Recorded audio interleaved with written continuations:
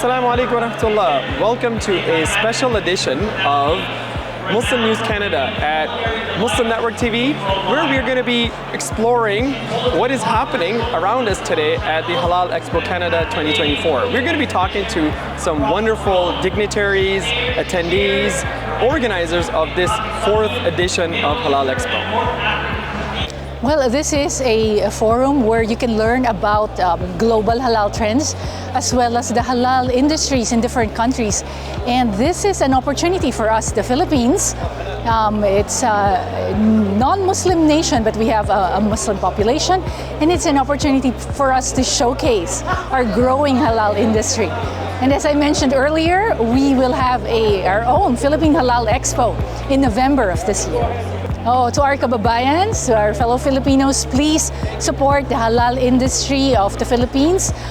Earlier this year, we launched the Halal Strategic Plan, and the aim is really to make the Philippines a global halal-friendly hub in the Asia Pacific.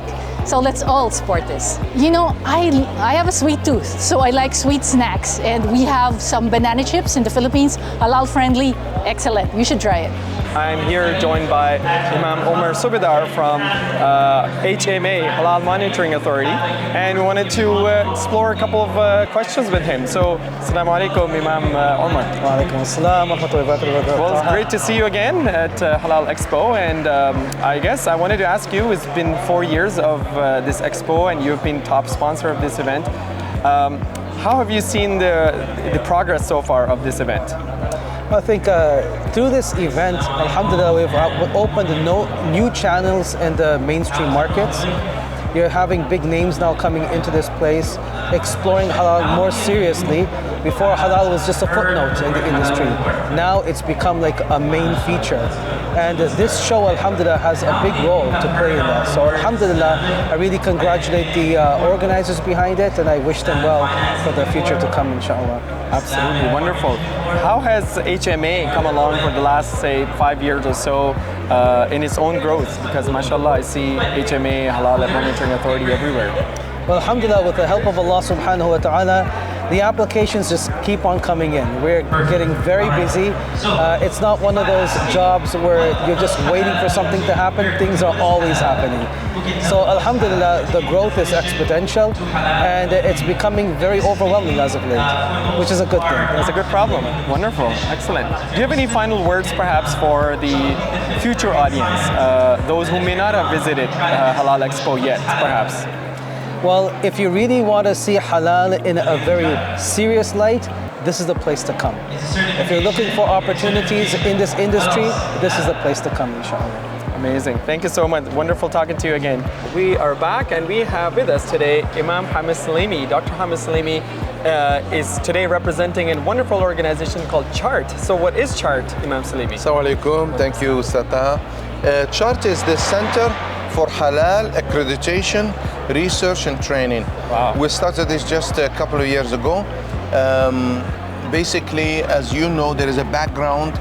We've been working since 2009.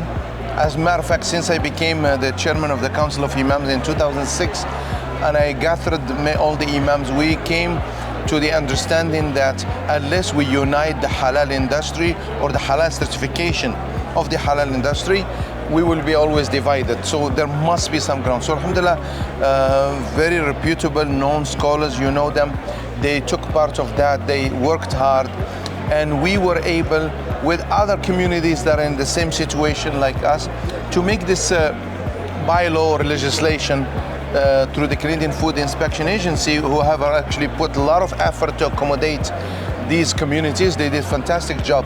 So 2014, this law became effective in 2016, April 4th, that says you cannot sell a product unless it's labeled and certified halal. Mm-hmm. So you as a Muslim consumer, you can go and say, where is the certification? You have the right. If they don't have it, they cannot sell it as halal, and that's against the law. However, that solved half of the problem, because anybody could come and say, I am a certifier. Yes. I had a course in so-and-so country or this or seminar. So we said it's okay, we respect that, but you should be also accredited. An engineer doesn't come and say, I am an engineer. Yes. He is an engineer by virtue of his study, but also by virtue of the engineering society. Same thing with lawyers. They have the, the Upper Canada Law Society. Every walk of life, every profession has a body that regulates.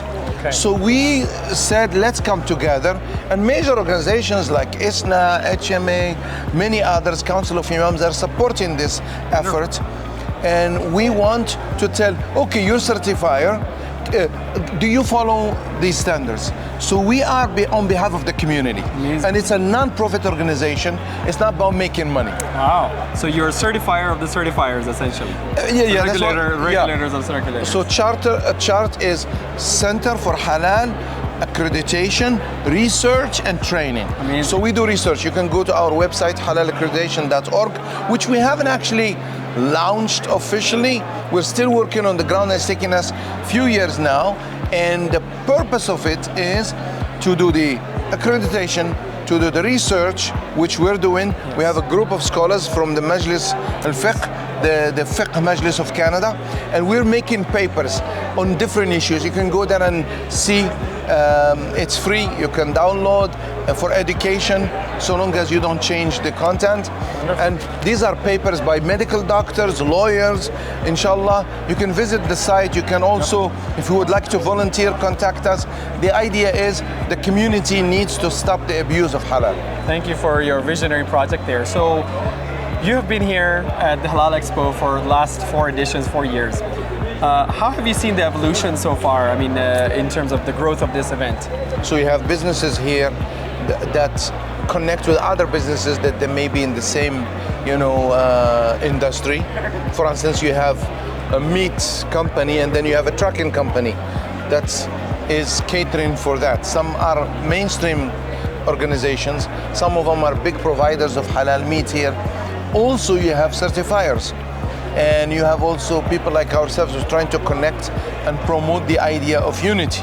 I'm walking around, shaking hands, and telling them this is what we do, so they can basically see that there is something moving.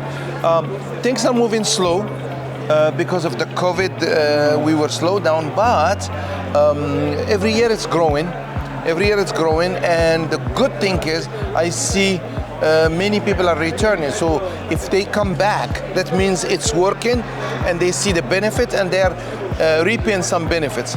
And halal is extremely important in our religion. It's extremely important. It's one of the factors that could unite the Muslims. And our children, we raise them on halal. And they're born in this country, but they know they can eat only halal. But what we want to promote is that halal extends beyond food. As a matter of fact, finance, which we're dealing more with finance, inshallah you will hear of halal mortgages very soon. More that here in Ontario and in Alberta, a lot of things are being changed in the law and finance. So slowly we're making many strides and reaching many goals, alhamdulillah. Amazing. I guess the one last question I have is, if somebody has not attended Halal Expo yet, a business owner, or somebody who wants to just learn about Halal Expo, halal industry, what message do you have for them? We can only grow as businesses if we make each other grow. So the bigger you become, the bigger I become, because we're all, this circle is widening and becoming bigger because more people come into it. That's how we expand the halal market. Not only that, the clientele customership is not only within the Muslim. Halal is also serving many because of the quality, because of the treatment of animals when it comes to food, because of the ethical financing. Look at the world today and the mortgage, and people are struggling. We say if the capital holders, those with money, can actually invest rather than just abuse the need of the people, they will benefit, let others. That's the concept of the Quran. You don't abuse someone's need, but rather you invest in that person. Instead of making you poorer, actually make you more powerful. That's the whole concept. That's what makes difference between halal, investment versus landing. Landing against interest is totally against Islam, and we encourage, people to be more investors. Yes, the law is there, and I know people had sour experiences, but we hope one day things will get better. Even the world is recognizing that Islamic financing, especially in 2008 and onward, that Islamic financing is more sound, more solid. Yeah, it might be more traditional, but it's more caring for the poor than the predatory capitalism. We're not saying we're against capitalism, but we're against predatory capitalism. Excellent. Thank you for your beautiful insights.